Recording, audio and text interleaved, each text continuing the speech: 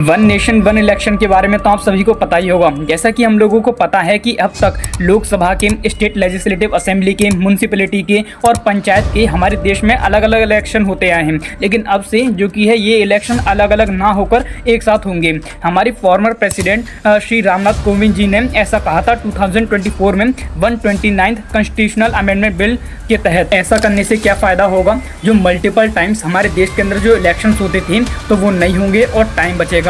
दूसरा जो कि है जो आचार संहिता जो लागू रहती थी तो इससे वो नहीं होगी। तीसरा जो मैन पावर है वो भी यहाँ पे डिप्लॉय होगी। चौथा जो इससे फ़ायदा होगा, जब भी इलेक्शन का सिनेरियो हमारे देश के अंदर बनता है तो जो भी पॉलिटिकल पार्टीज हैं जो भी वो डिसीजंस लेती हैं तो वो जो कि है वोट बैंक को लेकर लेती हैं, तो ऐसा भी नहीं होगा। क्या ऐसा हमारे देश में पहली बार हो रहा है? तो ऐसा भी नहीं है।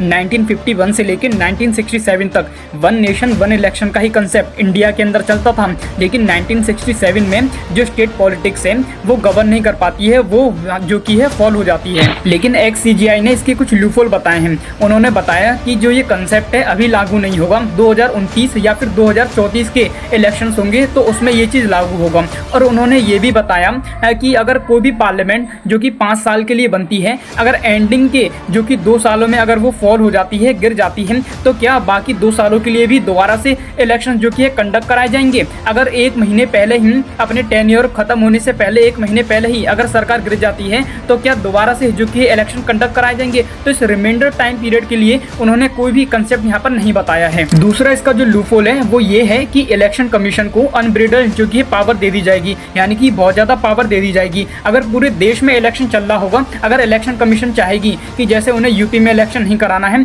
वो कह देगी कि अभी यूपी की स्थिति सही नहीं है तो हमें यहाँ पे इलेक्शन नहीं कराने हैं, तो फिर ये कंसेप्ट फिर कहाँ तक फुलफिल हो पाएगा? आप लोगों को क्या लगता है? आप लोग अपनी राय कमेंट में जरूर बता के जाएं।